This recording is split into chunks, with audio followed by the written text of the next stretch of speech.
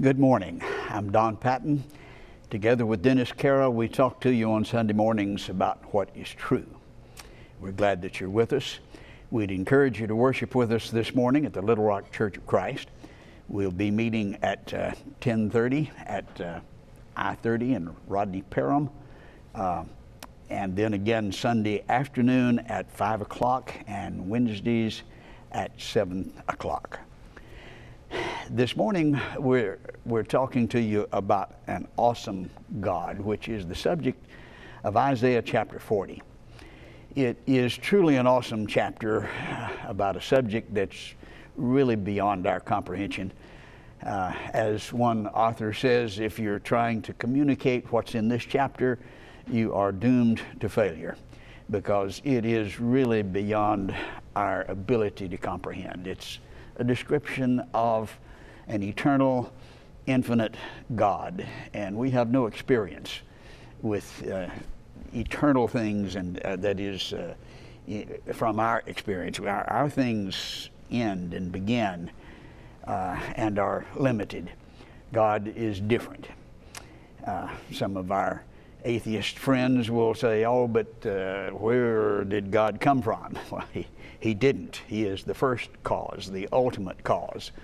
The alternative is that everything is created by nothing, or everything is created by an eternal God. But that's another subject. We want to look at the description in Isaiah chapter 40. To get the picture clearly, we need to back up just a few verses to get the context. And notice the situation, the terrible situation that's described here. Isaiah is talking to Hezekiah. He says, "Hear the word of the Lord of hosts.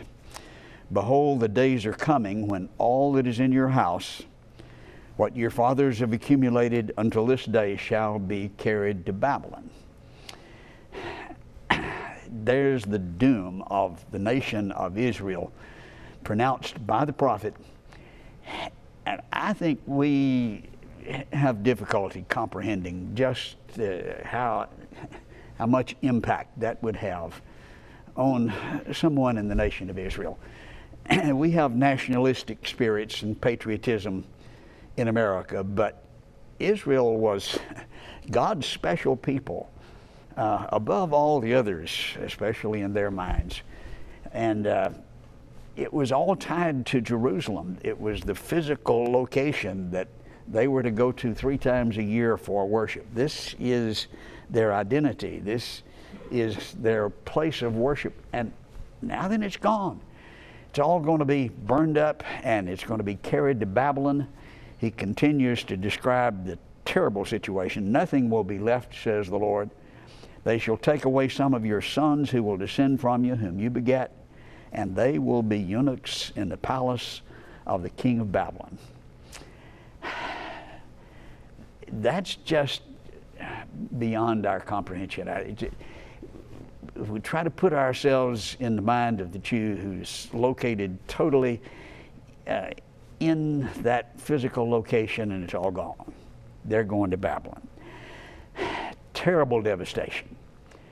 Well, God understands that. It was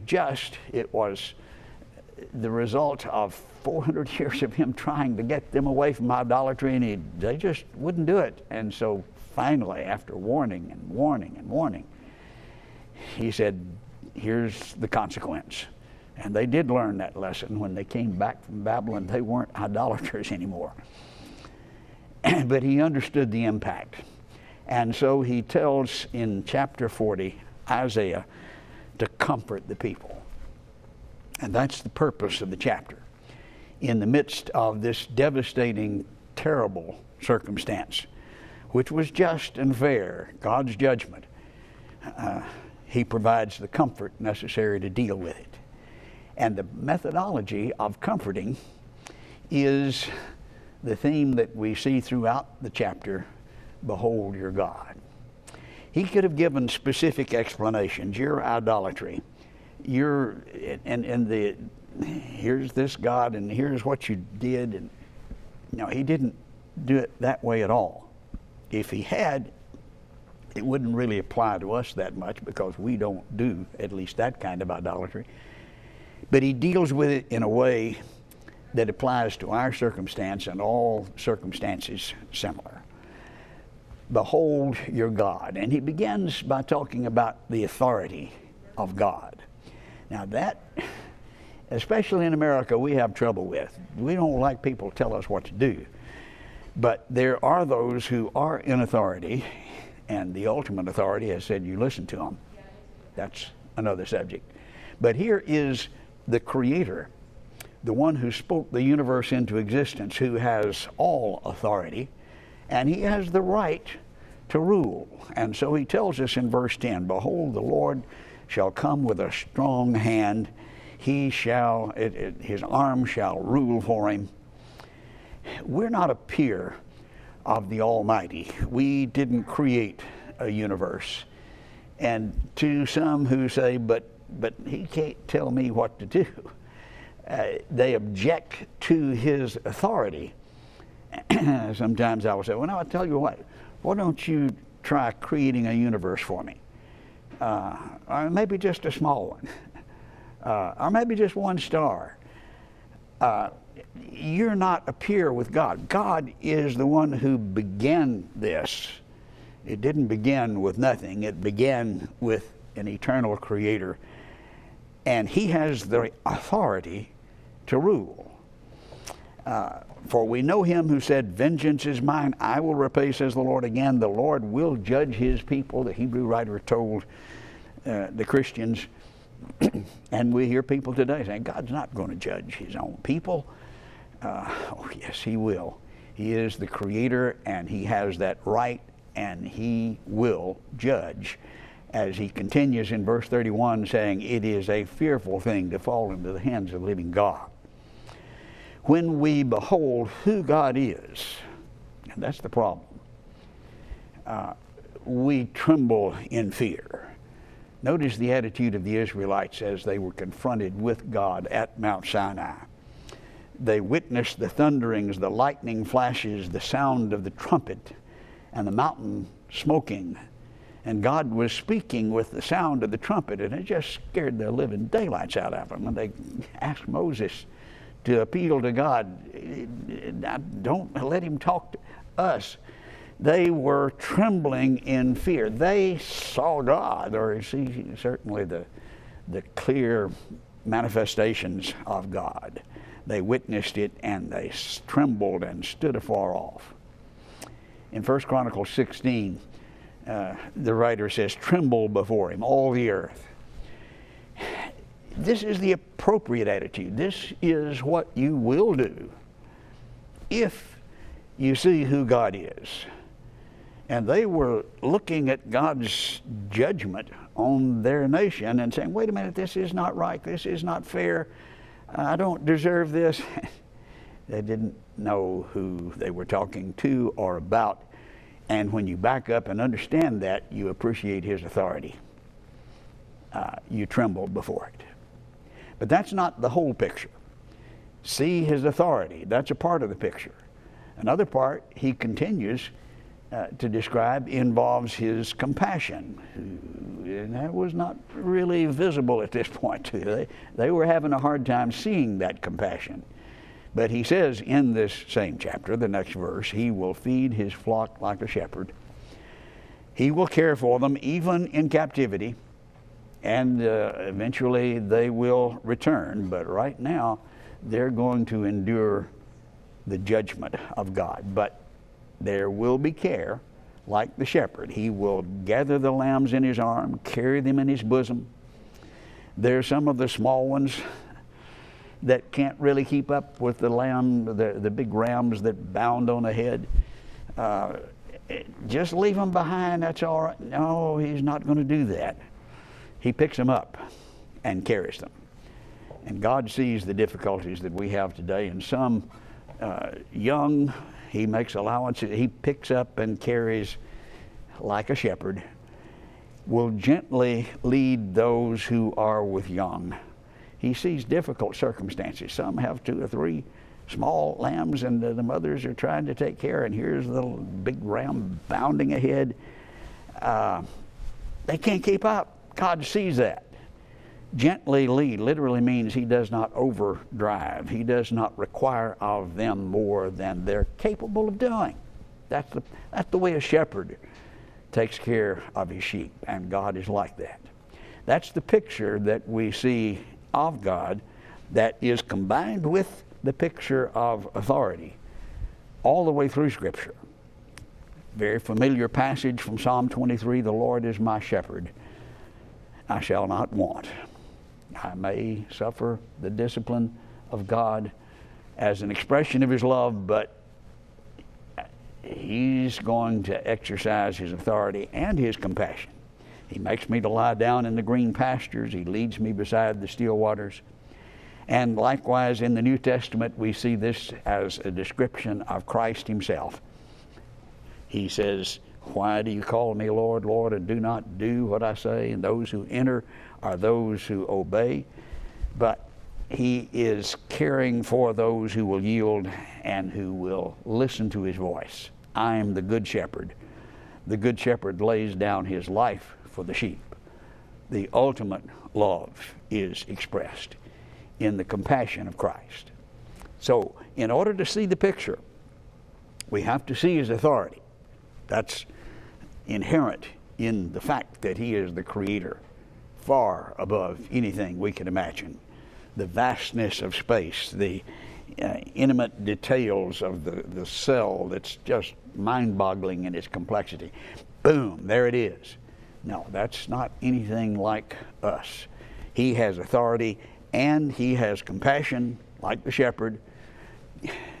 The people in Israel, of course, understood and appreciated that perhaps more than we do today. Not familiar with the shepherd. I've watched them over in Israel as they call to their sheep, and here's maybe 50 to 60 sheep. They go where the shepherd goes. One of them starts off in another direction. He'll holler at it, call it by name, and it comes back. And they move across to greener grass, to where the water is. The shepherd cares and they follow.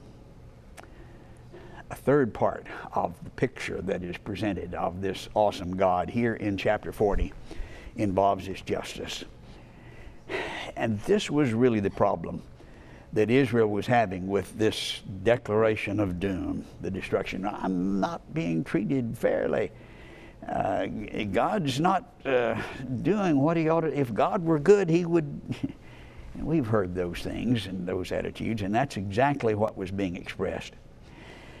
We see the answer as he depicts the nature of God, and at the end of that depiction, which we'll look at,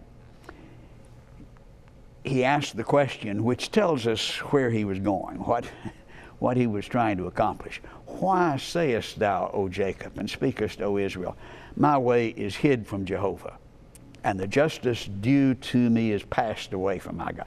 This is their attitude. This is what they were thinking.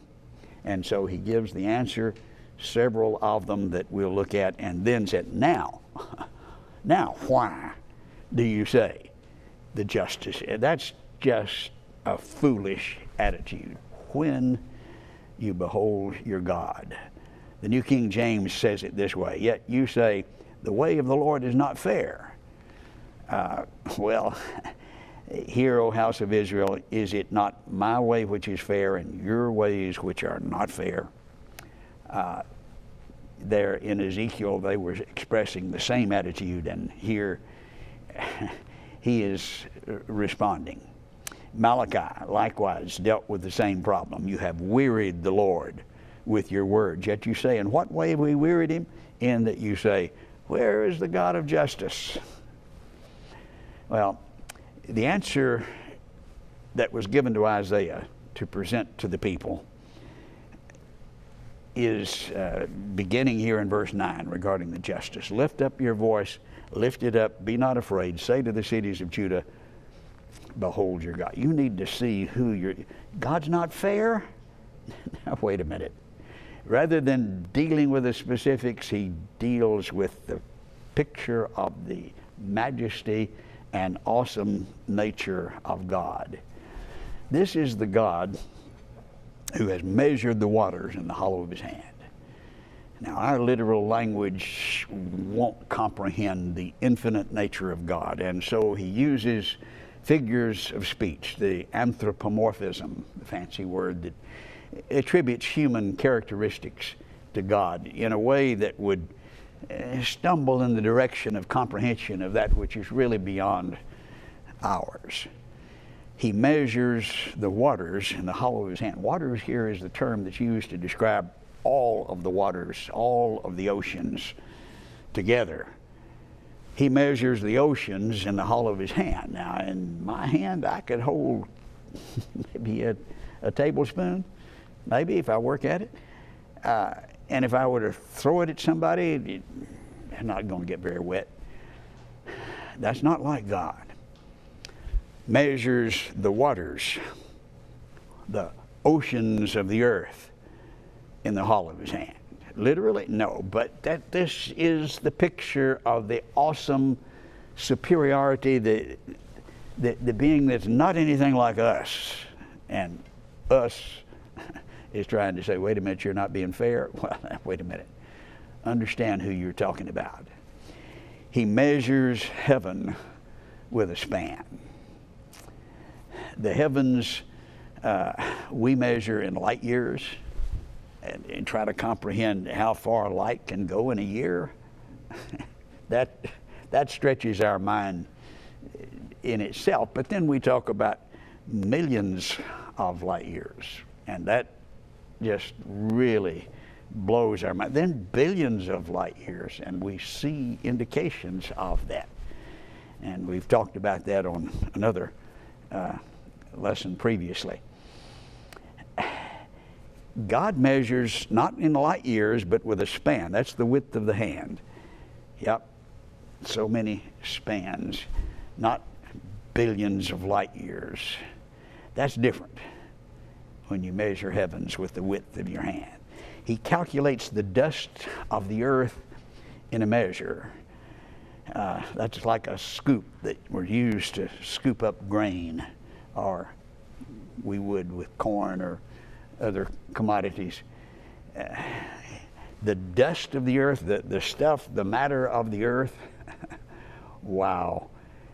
In his scoop, not like ours, a scoop of grain, a scoop that would hold the earth. Yeah, we're not in that category, are we? He weighs the mountains in scales, the hills in a balance. Maybe you've stood at the foot of the Rocky Mountains, had your jaw drop as you look at the awesome heights of the mountain. I've climbed some of the awesome heights. I remember some of the people with me seeing Mount Ararat for the first time as they go over the hill, and wow, that's what I'm going to have to climb, and whoa, it's an impact. That's what God measures in his scales, where we measure potatoes or a tomato or a banana. A bunch of bananas, yeah, like the mountains, no, not. The point is the contrast between us and him, and that this being is so far beyond that it just boggles our mind. And then he asks the question, who has directed the Spirit of the Lord? Or as his counselor has taught him? Now, if you're dealing with an infinite God, the first cause of all causes, who is the Creator, there's no one who taught him. How did you learn math? Well, math is, this is another subject. Got a clear indication of a divine mind as its origin. But nobody taught God how to do calculus or to do algebra. Here we see Sir Isaac Newton, who figured out how to do these things and said, wow. But that's just reflecting what God came up with. And he didn't have a teacher. Infinite wisdom. With whom did he take counsel? Who instructed? He doesn't have a teacher. We do. And the difference, if you just stop and think about the infinite nature of God, is just way beyond us. Who taught him the path of justice? Oh, but you're not being fair. Where did the sense of fairness come from? Where did you get your sense of fairness? From the infinite God who's infinitely fair. Who taught him knowledge? Who showed him the way of understanding? Hast thou not known? And of course he's talking here to the nation of Israel, who of all people should have known. They've heard of God parting the waters as they marched through on dry land. Pharaoh on one side behind them, and here's the walls of water on either side as they pass through. You've heard about that? About the plagues of Egypt that powerfully showed God's force, the power to cause the walls of Jericho to come tumbling down. You've known this. The everlasting God, Jehovah, the creator of the ends of the earth, fainteth not, neither is weary. There's no searching in his understanding. He doesn't have to sit down and scratch his head. He knows the end from the beginning. And you know that he knows. You know about this. And that's the theme that we see through the rest of it.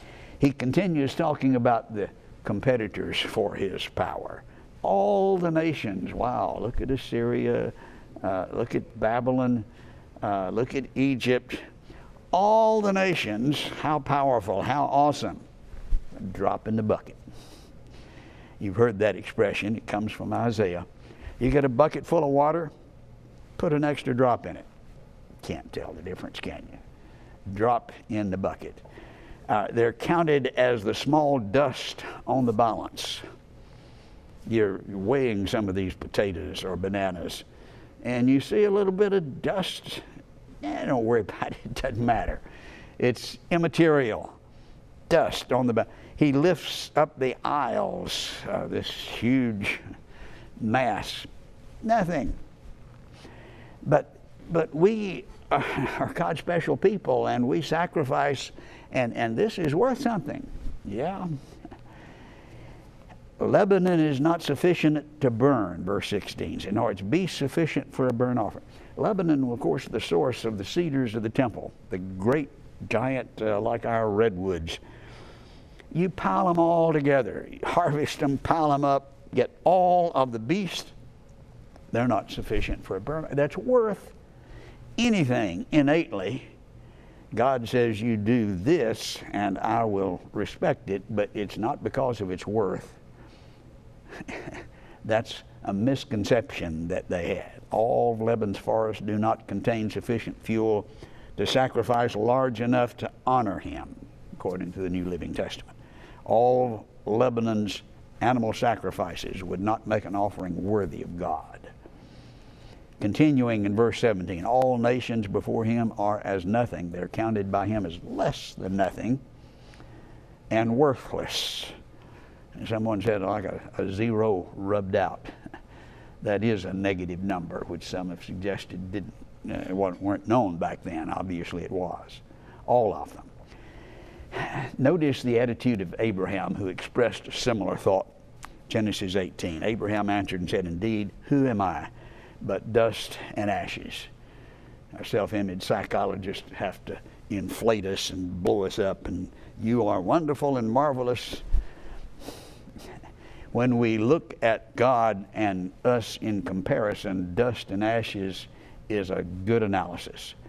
That's the appropriate attitude.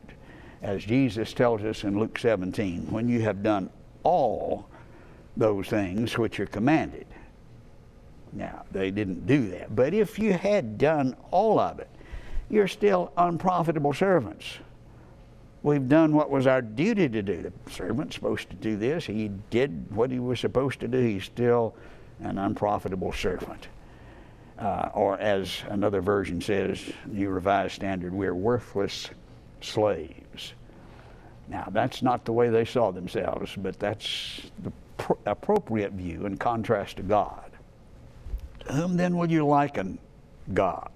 Who's like God?